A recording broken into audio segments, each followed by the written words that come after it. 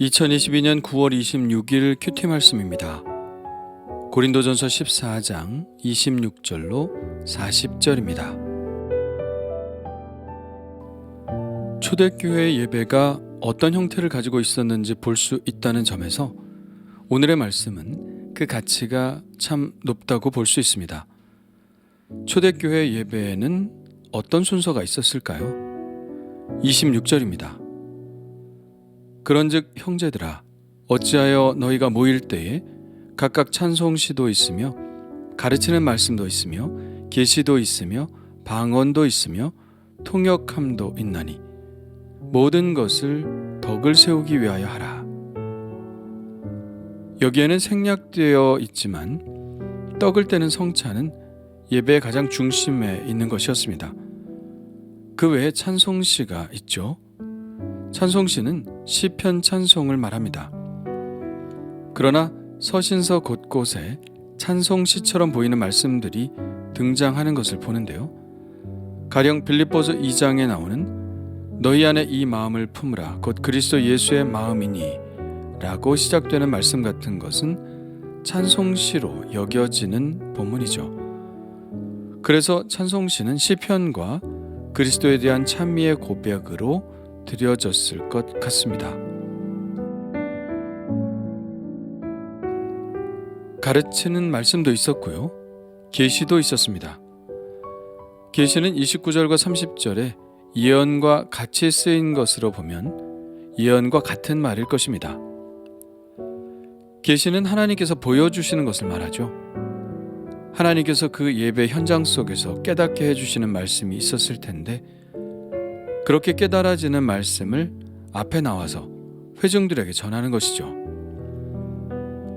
그리고 예배 때 방언도 있었습니다. 그러나 지금까지 바울이 강조했던 것처럼 방언은 그 자체로 예배 안에서 말해지는 것이 덕이 안 되기 때문에 항상 통역함이 붙어 있게 됩니다. 그래서 27절에 이렇게 말씀하고 있죠. 만일 누가 방언으로 말하거든 두 사람이나 많아야 세 사람이 차례를 따라하고 한 사람이 통역할 것이요 만일 통역하는 자가 없으면 교회에서는 잠잠하고 자기와 하나님께 말할 것이요. 지금까지 바울이 이야기했던 것과 같은 말이죠. 한 예배 가운데 방언을 하는 것을 두 사람, 많아야 세 사람으로 제한했고 반드시 통역이 붙도록 했습니다. 이렇게 제안해 놓은 것은 예배가 한없이 길어지는 것을 방지하기 위해서였겠죠. 예언도 마찬가지로 둘이나 셋 정도로 제안했습니다. 그리고 다른 사람들은 이들의 예언을 반드시 분별하도록 했죠. 그렇습니다. 분별이 중요합니다. 예언이라는 것은 사실 개인적인 것이기 때문에 애초에 그것이 바른 예언인지 그른 예언인지 분별하기가 쉽지 않죠. 그래서 모든 사람들이 그 예언에 대해 무조건적으로 아멘 하는 것이 아니라 반드시 분별의 과정을 거치도록 했습니다. 분별은 그 계시를 듣는 사람들에 의해서도 수행되지만 앞에 나와서 계시를 말하는 사람들에 의해서도 검증을 받습니다. 32절에 이렇게 말씀하고 있죠. 예언하는 자들의 영은 예언하는 자들에게 제재를 받나니 하나님은 무질서의 하나님이 아니시오 오직 화평의 하나님이시니라. 이 말씀은 어떤 말인가요? 그들이 말하는 예언이 서로의 예언으로 교차 검증을 받아야 한다는 말입니다. 한 사람은 A를 말하는데 다른 사람은 B를 말한다면 누구의 말이 옳은 것인지 알 수 없겠죠. 그래서 이 예언은 반드시 회중들의 분별과 함께 예언하는 자들의 예언을 통해서도 분별되어야 했습니다. 만일 그렇지 않으면 내가 맞느니 네가 맞느니 하면서 분쟁이 일어날 것입니다. 그들이 진정 성령의 음성을 듣고 계시를 말한다면 그 예언의 말씀들은 일치할 것입니다. 왜냐하면 하나님은 무질서의 하나님이 아니시오 화평의 하나님이시기 때문입니다. 예배는 이렇게 질서 있고 규모가 있고 화평함 가운데 드려져야 했습니다. 이 말씀은 오늘 본문의 마지막 절에도 그대로 반복되고 강조되고 있죠. 그런즉 내 형제들아 예언하기를 사모하며 방언 말하기를 금하지 말라. 모든 것을 품위 있게 하고 질서 있게 하라. 예언도 사모하고 방언도 말해야 합니다. 하나님이 주신 은사니까요. 그러나 이런 은사들을 잘못 사용하면 교회는 혼란에 빠질 것입니다.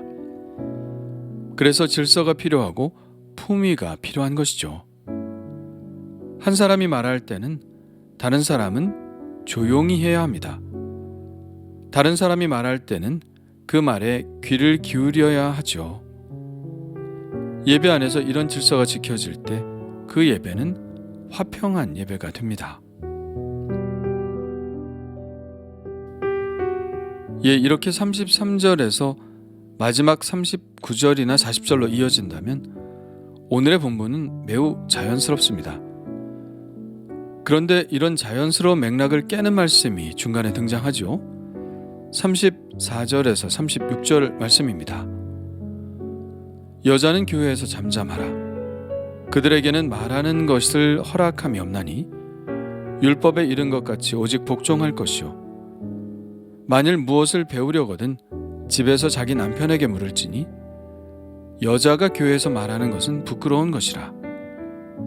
하나님의 말씀이 너희로부터 난 것이냐 또는 너희에게만 임한 것이냐. 왜 또 갑자기 여자들더러 교회에서 잠잠하라고 말씀하시는 것일까요? 그것은 아마도 하나님은 무질서의 하나님이 아니시오 오직 화평의 하나님이시니라 이 말씀 때문에 나온 말이 아닐까 합니다. 고린도 교회의 어떤 여자 성도들이 특별히 이런 것들을 어겼던 것 같죠. 그래서 이 말을 했겠죠. 아무리 그래도 이 말씀은 요즘 시대에는 참 수용하기 힘든 말씀인 것 같습니다. 그리고 이 말씀은 앞서 바울이 한 말씀과도 긴장관계에 있죠. 바울은 11장에서 이렇게 말했습니다.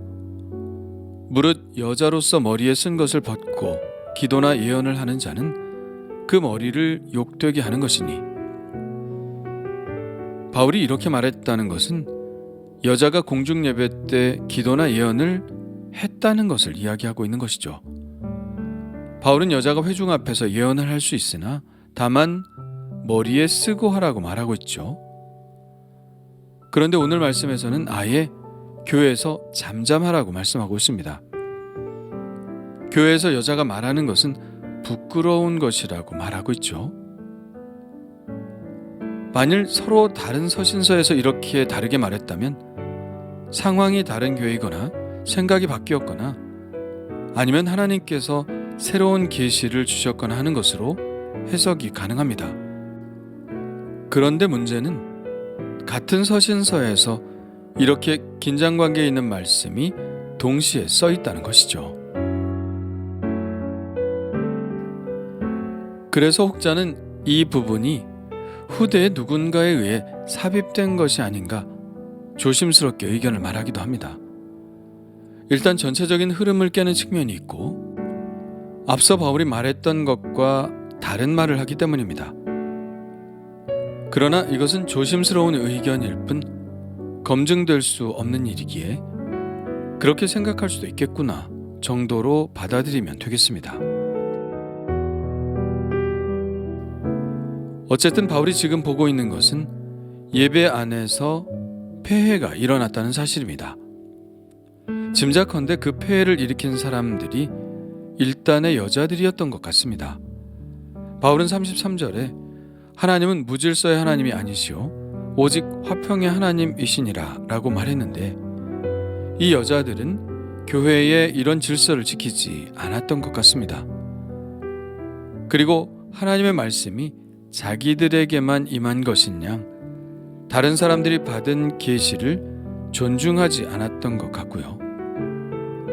그리고 35절에 만일 무엇을 배우려거든 집에서 자기 남편에게 물을지니 여자가 교회에서 말하는 것은 부끄러운 것이라 라고 말씀하고 있는 것을 보면 그녀들이 예언의 말을 한 것이 아니라 무언가 계속 질문을 하면서 문제 제기를 한 것이 아닌가 하는 생각이 들기도 합니다.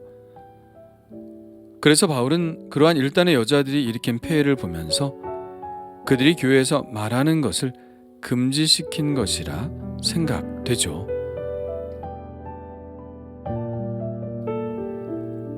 그러나 지금의 현실은 어떤가요? 과거 남성 위주의 시대에서 벗어나 점점 인간의 자유와 권리가 신장되는 시대를 맞이하고 있습니다.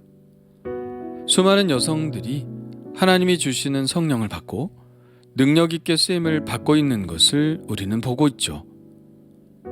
과거에는 그랬다 하더라도 하나님의 말씀은 박제되어 있지 않습니다. 하나님은 인간의 의식의 한계를 계속해서 깨시면서 더 많은 자유를 누릴 수 있도록 인류를 변화시키시는 과정 속에 있죠.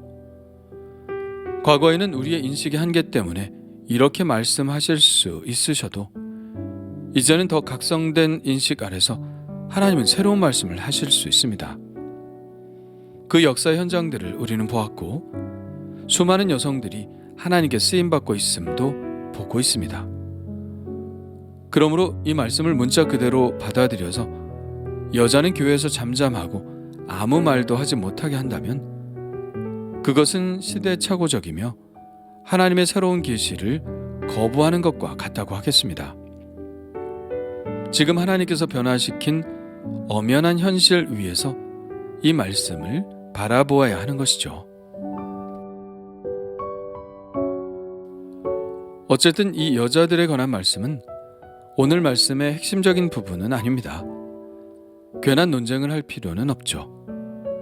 오늘 말씀에서 중요한 것은 하나님은 무질서의 하나님이 아니시오 오직 화평의 하나님이시니 예배 안에 일어나는 모든 일을 품위 있게 하고 질서 있게 하라는 것, 그것이 바로 오늘 말씀의 핵심이라 하겠습니다. 그렇다면 나는 다른 사람들의 은사를 존중하고 있나요? 다른 사람이 말을 할 때 그 말에 귀를 기울이고 있나요? 나는 교회에서 정한 권위에 순종하며 예배의 질서를 잘 지켜 행하고 있나요? 나는 교회에서 일어나는 모든 일들을 화평함으로 대하고 있나요?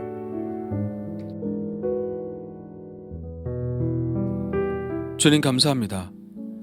초대교회에 일어났던 그 은혜와 또한 혼란도 함께 보게 하시니 감사합니다.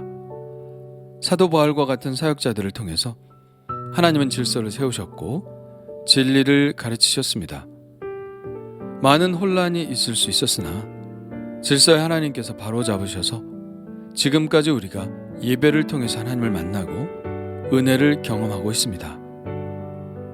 우리가 지금 드리는 예배를 통해서 질서의 하나님을 만나게 하시고 화평의 하나님을 만나게 하시며 서로 존중하고 품위를 지켜서 누가 와서 예배에 참석을 하든지 하나님의 거룩하심의 위엄에 합당한 예배가 드려질 수 있도록 하시옵소서. 예수님의 이름으로 기도합니다. 아멘.